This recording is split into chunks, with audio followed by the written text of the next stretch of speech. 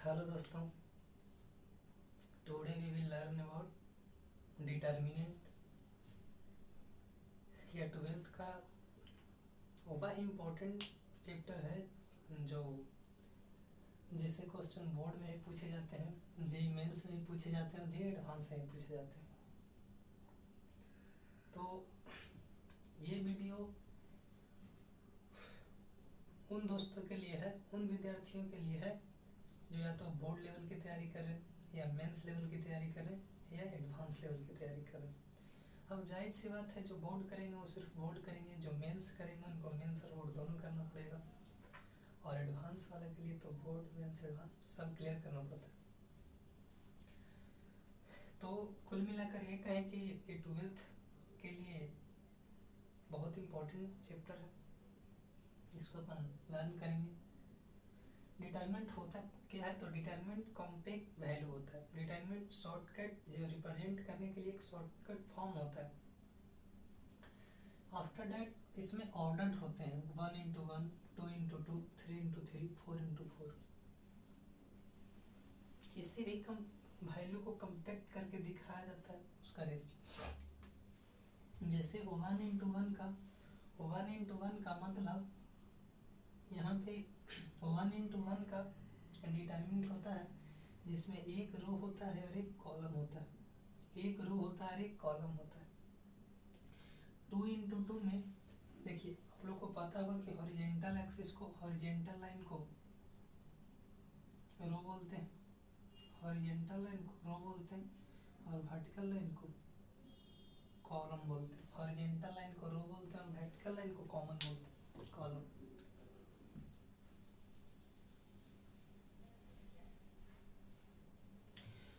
Horizontal line को रो बोलते हैं और वर्टिकल लाइन को कॉलम बोलते हैं।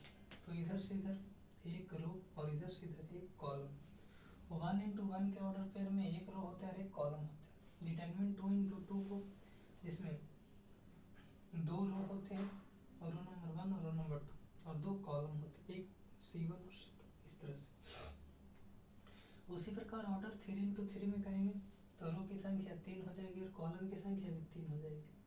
ऑर्डर 4 into 4 करेंगे तो रो 4 हो जाएंगे और कॉलम भी 4 हो जाएंगे। थोड़ा सा और समझिए इसको। डिटरमिनेंट एक्सप्रेशन होता है, एक्सप्रेशन और वैल्यू। डिटरमिनेंट किसी भी शॉर्टकट का एक्सप्रेशन या वैल्यू होता है। Number of row is equal to number of column. जितने रो होंगे डिटरमिनेंट में, जितने रो होंगे उतना ही कॉलम होंगे। ऑर्डर m into m या n into n, इसको in short m into m को n लिख सकते हैं और n into n को n लिख सकते हैं। m into m को m और n into n को n। Element a into i j, समझिए i j क्या होता है। i j क्या होता है?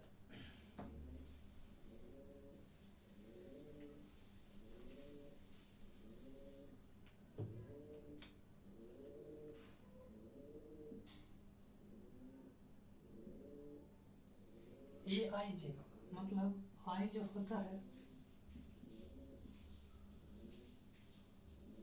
ith रो और jth कॉलम। मतलब ये जो वैल्यू होता है वो पहले रो के फॉर्म में होता है, उसके बाद कॉलम के फॉर्म में। यहाँ पे एलिमेंट लिखा गया ith रो और jth column. A determinant of order is the number of itself. कह रहा है कि यदि कोई वन ऑर्डर का मतलब जिसमें वह एक रो और एक कॉलम, एक रो और वह एक कॉलम हो, तो उसका डिटरमिनेंट वही नंबर हो जाता है। मतलब इसका डिटरमिनेंट यही नंबर हो जाता है। इसके बाद यहाँ तक में दिक्कत है तो बोलिएगा दोस्तों।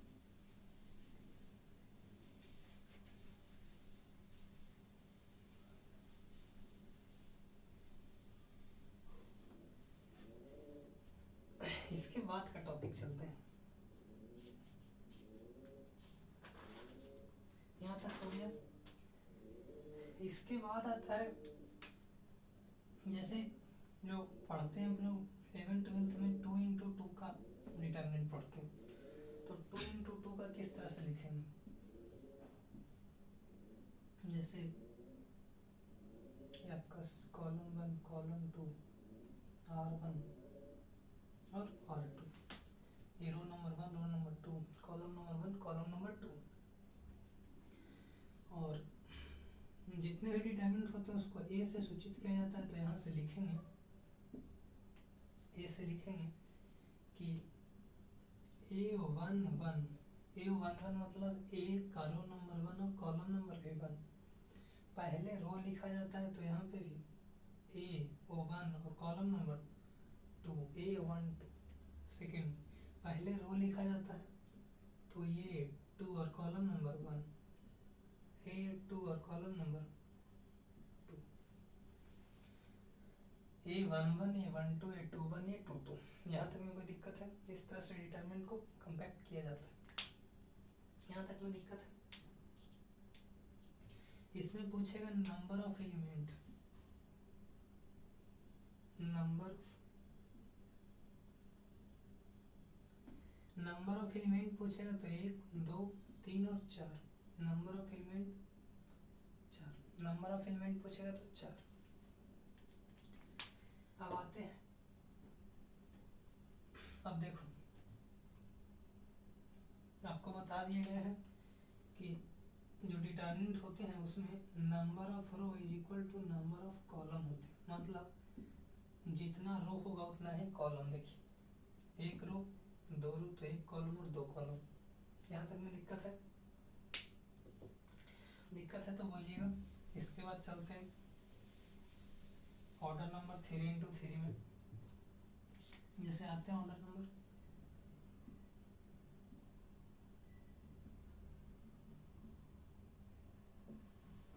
ऑर्डर नंबर 3x3 में। तो ऑर्डर नंबर 3x3 में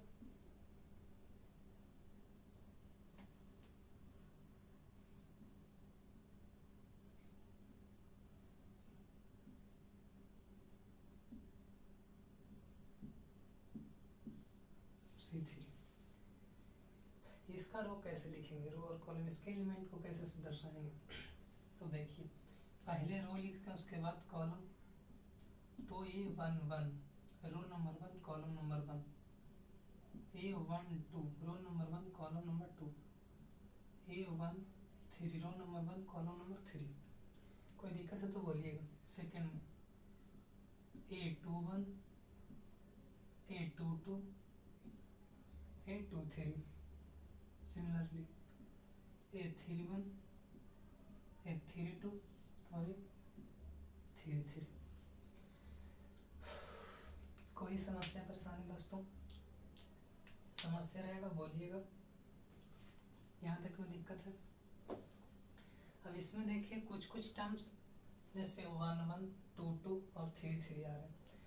तो बीच वाले को बोला जाता है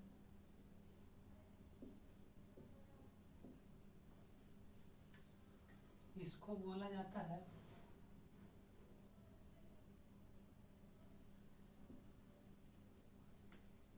बीच वाले को बोला जाता है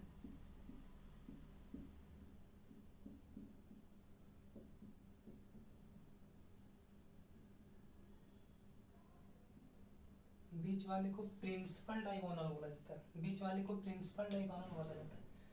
और प्रिंसिपल डायगोनल का मान जो होता है, प्रिंसिपल डायगोनल का मान जो होता है वो n के बराबर होता है।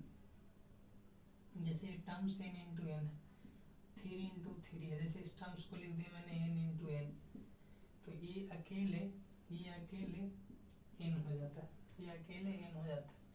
और इसके अपर वाले पार्ट, इसके ऊपर वाले पार्ट में row is less than column, row is less than column. इसको ऊपर में देखिए, रो का मान कॉलम के मान से बड़ा है। इसमें रो का मान 1 है तो इसमें कॉलम 2 है, इसमें 1 है तो इसमें 3 है, इसमें 2 है तो इसमें 3 है। ऊपर वाले का मान, रो का मान कॉलम से छोटा होता है। और नीचे वाले में ये हिस्सा में आ जाइए,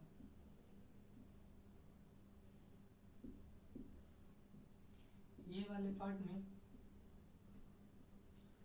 रो इज ग्रेटर देन कॉलम। इस वाले पार्ट में रो का मान बड़ा है। जैसे देखिए 2 है रो तो 1 है कॉलम, 3 है रो तो 1 है कॉलम, 3 है रो तो 2 है कॉलम, मतलब रो का मान बड़ा है। यहाँ तक में प्रॉब्लम है तो बोलिएगा, इसके बाद और आगे टॉपिक चलते हैं। इसमें आपसे पूछेगा नंबर ऑफ एलिमेंट, टोटल की बात कर रहा हूँ, नंबर ऑफ एलिमेंट पूछेगा। तो नंबर ऑफ एलिमेंट 1 2 3, आपको पता है कि 3 इंटू 3 का लिए तो 9 हो जाएगा, 2 इंटू 2 का लेंगे तो 4 हो जाएगा एलिमेंट। जैसे आपसे पूछेगा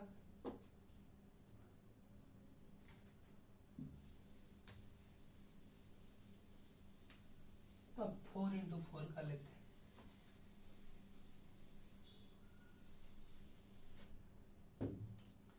4 इंटू 4 का लेते हैं,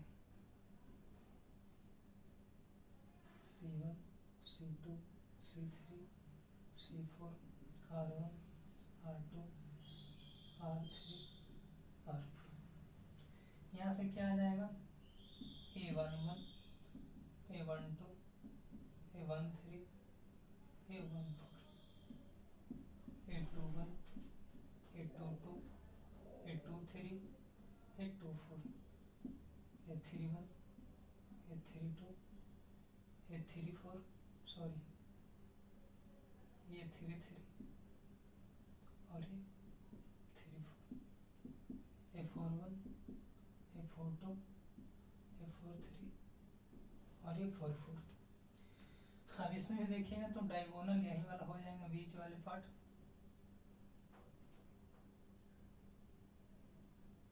ये डायगोनल, ये अपर पार्ट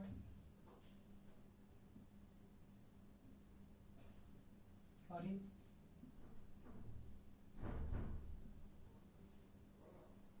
ये लोअर पार्ट, ये अपर पार्ट और ये लोअर पार्ट। इसमें पूछेगा number of total element, number of total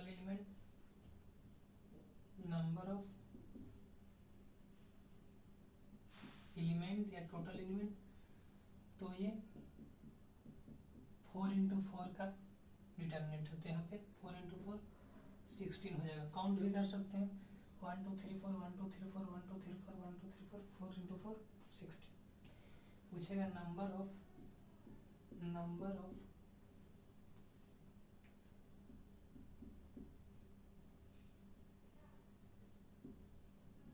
upper part element, upper part में कितने हो जाएंगे, 1 2 3 4 5 6, कितने 6। पूछेगा number of lower part element, number of lower part element 2 तो 4 और 2 6।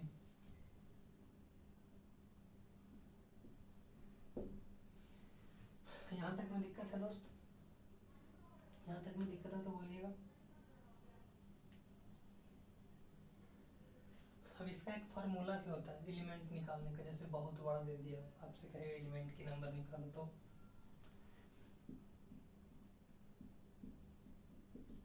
तो प्रिंसिपल डायगोनल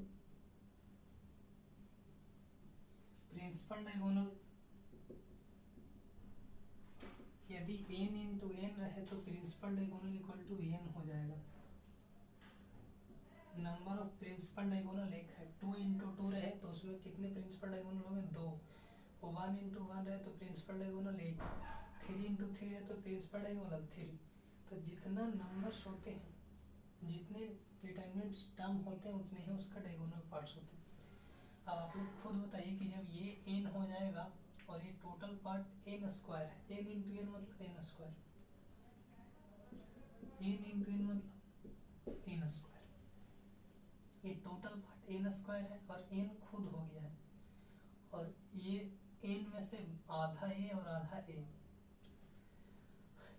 तो इसको कैसे करेंगे, जैसे आपसे पूछे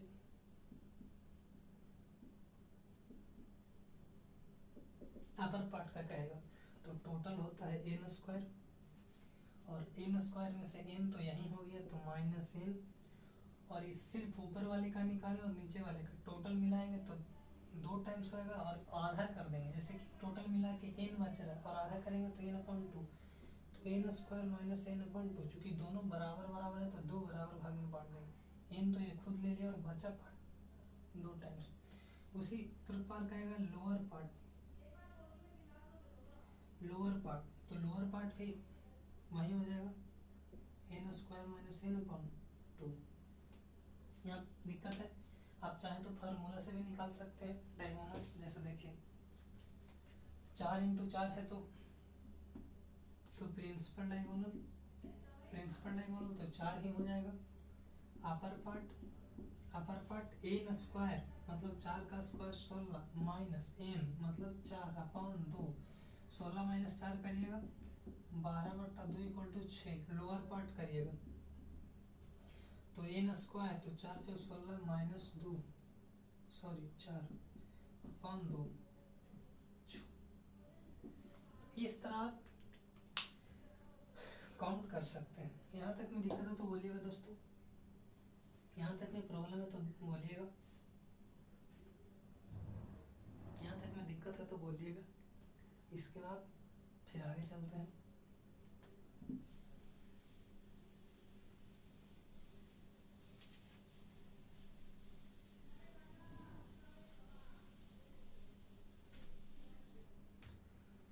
इसके बाद आता है expansion value of determinant. Expansion value of determinant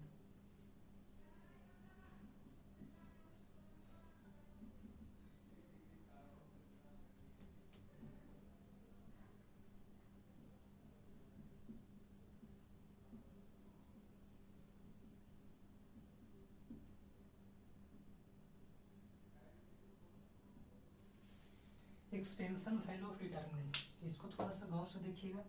जैसे हम ऑर्डर पेयर 2 इंटू 2 लिए, ऑर्डर पेयर 2 इंटू 2 लिए तो 2 इंटू 2 इस तरह से बनता है R1 R2 C1 और C2। तो यहाँ पे हम कुछ एलिमेंट धर देते हैं जैसे A B C और D, A B C और D। तो इसका होता है कि इसका फार्मूला निकल के आता है AD माइनस CV। इसका जो वैल्यू होगा AD माइनस CV के बराबर होगा। इस डिटरमिनेंट का एक्सपेंशन वैल्यू जो होगा वो AD माइनस CV के बराबर होगा। जैसे अगर हम एक ऑर्डर ही लेते हैं 2 इंटू 2 का, जैसे यहाँ पे लेते हैं 2, यहाँ पे 1, यहाँ पे 4 और यहाँ पे 3। तो इसका वैल्यू पूछेगा, इसका एक्सपेंसिव वैल्यू बताइए, इसका वैल्यू एक्यूरेट कितना होगा। तो ये आपको पता है कि ये A होगा, ये B होगा, ये C होगा और ये D होगा। ये दोनों का गुना कर दिए, फिर ये दोनों का घटा दीजिए। तो बताइए 2 इंटू 3 माइनस 4 इंटू 1 3 दूनी 6 और माइनस कितना हो जाएगा। तो इसका 2 आंसर हो जाएगा। यहाँ तक में प्रॉब्लम है तो बोलिएगा दोस्तों, कुछ गलत कर रहे हैं, कुछ गलत कर रहे हैं तो बोलिएगा, सब ठीक चल रहा है। जैसे इसी तरह का और क्वेश्चन करते हैं 2 इंटू 2 ऑर्डर का। जैसे लेते हैं 1 2 माइनस 3 और माइनस 4, इसका वैल्यू निकालने का। तो हमको पता है A B C और D, फार्मूला पता है AD minus BC। A into D, A आपका 1 है और D माइनस 4 है। तो A आपका 1 है और D माइनस 4 है। फिर माइनस है तो माइनस B आपका कितना है तो 2 और इंटू 3 इस तरह से 1 इंटू माइनस 4 तो माइनस 4 माइनस 3 दूनी 6 तो माइनस 6 इस तरह से माइनस 4 माइनस माइनस प्लस 6। तो यहाँ पे भी आंसर का 2 आ जाएगा। यहाँ तक में दिक्कत है दोस्तों तो बोलिएगा। इसके बाद 2 इंटू 2 का ऑर्डर के बाद हम 3 इंटू 3 का ऑर्डर पे चलते हैं। 3 इंटू 3 के ऑर्डर पे चलते हैं।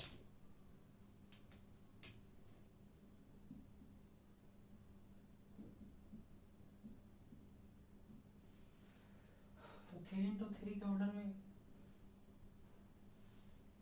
3 इंटू 3 का ऑर्डर में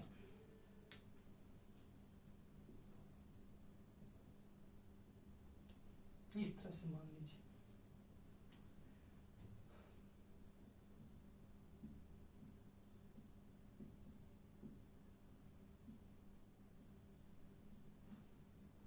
इसको मान लीजिए X Y Z, P Q R, L M और एन, एल एम और एन, एल एम और एन। इसमें आपको थोड़ा सा ध्यान रखना पड़ेगा कि पहले ही प्लस और माइनस दर्शा देना पड़ेगा। इसमें आपको पहले ही प्लस और माइनस दिखाना पड़ेगा कि इसमें प्लस रखेंगे, इसमें माइनस रखेंगे और इसमें प्लस रखेंगे इसमें। और जैसे हम यहाँ कहिएगा कि सर यहाँ तो दो दो था तो तिरछा तिरछी करके कर देते थे, यहाँ भी सेम प्रोसेस है, बस समझना है। जैसे हम एक्स का वैल्यू निकाल रहे हैं तो प्लस एक्स करेंगे, प्लस एक्स, अब प्लस एक्स जिस रो और जिस कॉलम में है उसको हटा देंगे। इस रो में है तो इसको ढक देंगे और इस कॉलम में तो इसको ढक देंगे, तो बचा हुआ पार्ट इसको ढकेंगे तो ये बच जाएगा और इसको ढकेंगे, मतलब ये टोटल पार्ट बच जाएगा। तो लिख लेंगे इसको क्यू आर एम और एन। उसके बाद माइनस वाई है, वाई में माइनस लिखेंगे, माइनस वाई, फिर से वाई जिस रो में है उसको ढक देंगे, जिस कॉलम में उसको ढक देंगे, तो इसको ढकेंगे तो ये पूरा बच जाएगा, लेकिन इसको ढकेंगे तो यहाँ से पी आर एल और एम, तो पी आर एल और एम। उसके बाद जेड जिस रो में उसको, जिस कॉलम में उसको, यहाँ से पी क्यू और एल एम। प्लस जेड है तो plus Z, P Q L और एम। यहाँ तक में दिक्कत है तो बोलिएगा। इस तरह का इसको फार्मूला बनाएंगे।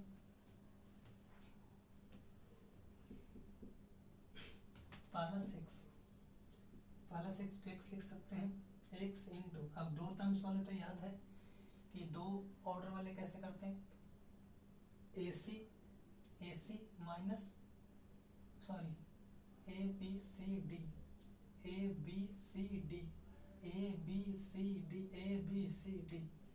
तो AD माइनस BC, तो AD minus BC, AD minus BC, AD QN minus M और R, QN माइनस M और ब्रैकेट बंद।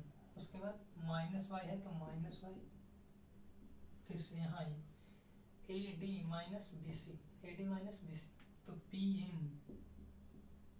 माइनस LR या RL, फिर प्लस जेड है तो Z into PM minus LQ या QL।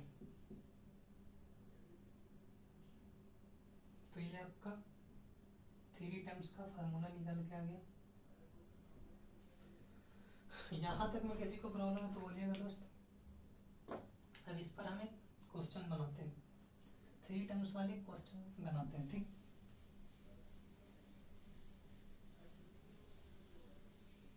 जैसे हम कुछ वैल्यू रख लेते हैं, फिर उसके हिसाब से उसको बनाएंगे। एग्जाम्पल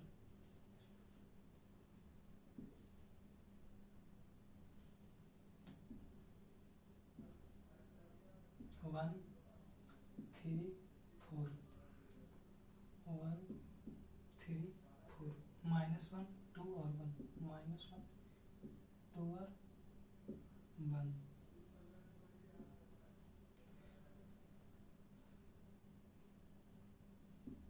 5 6 और -7,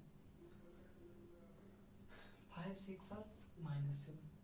अब इसको बनाने का प्रयास करते हैं।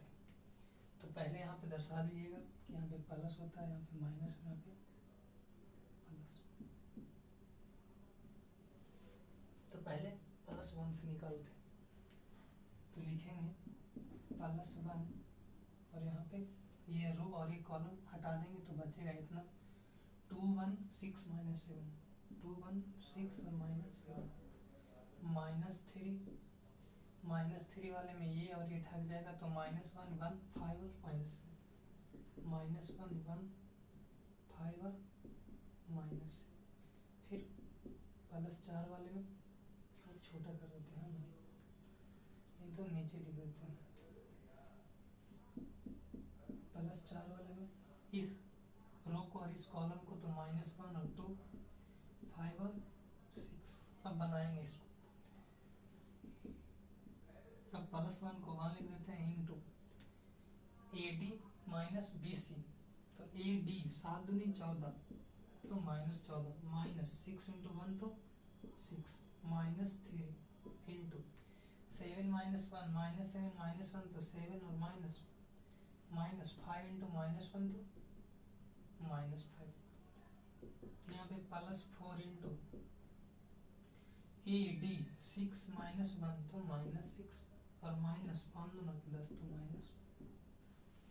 यहाँ तक में समझते हैं तो बोलिएगा। इसके बाद 1 इंटू -14 नहीं तो डायरेक्ट कैलकुलेशन 14 26 -20 तो -20।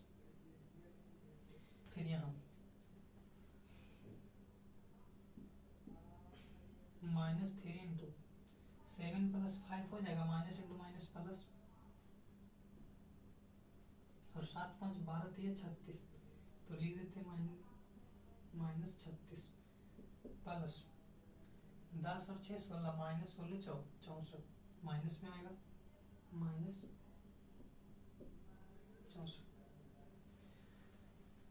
यहाँ तक में दिक्कत है दोस्तों, कहीं मिस्टेक हो रहा है तो बोलिएगा, क्योंकि डिटरमिनेंट में प्लस और माइनस का बहुत लफड़ा होता है।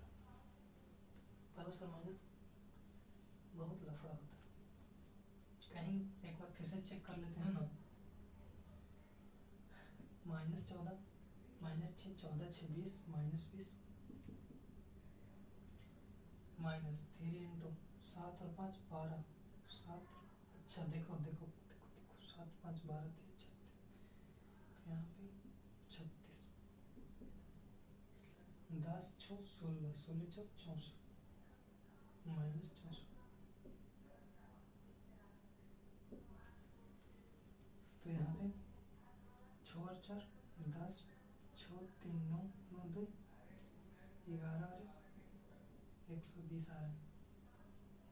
यहाँ पे 120 आ रहा है, आप लोग चेक कर लीजिएगा।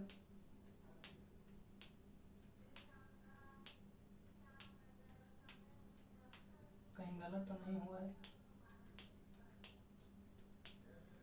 -3 यहाँ से 7 + 5, ठीक है।